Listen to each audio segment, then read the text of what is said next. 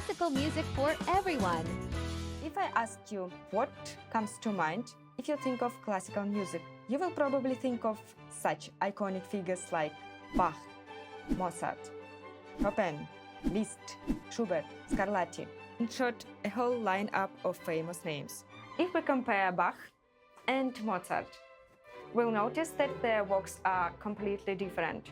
Bach's music is complex and strict, while Mozart's is light and playful. And yet, it's all still classical music. Why is that? It's simple. Classical music is so diverse because it covers a huge period of time, approximately from the 17th century to today. It's more than 400 of musical history. A lot has happened during this time. So classical music is divided into 4 main periods: Baroque, Classical, Romantic, and the 20th century. And today I invite you to begin our journey into the world of classical music by discussing the Baroque period. This era is undoubtedly associated with luxury.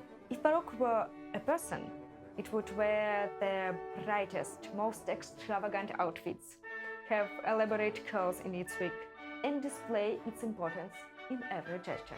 In Baroque music, it was exactly the same. Grand forms, opera, oratorio, mass, cantata, dramatic melodies, and a lot of ornamentation. One of the key features of Baroque music is polyphony, where several melodies, called voices, play at the same time without interfering with each other. It's like a conversation between people, where each person says something important, but no one interrupts the other. Let's mention the most notable composers of the Baroque era, starting, of course, with Bach. By the way, many consider Bach to be the father of the fugue. A fugue is a perfect example of polyphony. It can have from 2 to 5 voices. And here's a little guide on how to identify a fugue among other pieces. It always starts with one voice. Then you will clearly hear the second one added, and so on. Remember that you won't hear a single melody with accompaniment. It will always be several equal voices. So if Bach were alive today, he'd probably be creating extremely complex algorithms, or maybe programming AI. I'm sure you've heard this at least once, at parties, in movies, everywhere. I'm sure you've heard this at least once, at parties, in movies, everywhere.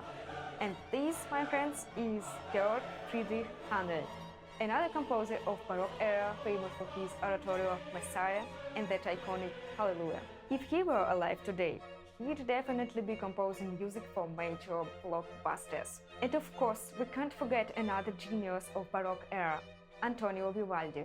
He was a true virtuoso and composed a huge number of concertos, but his most famous work is undoubtedly The Four Seasons. Vivaldi was so popular that you could say he was the rock star of his time.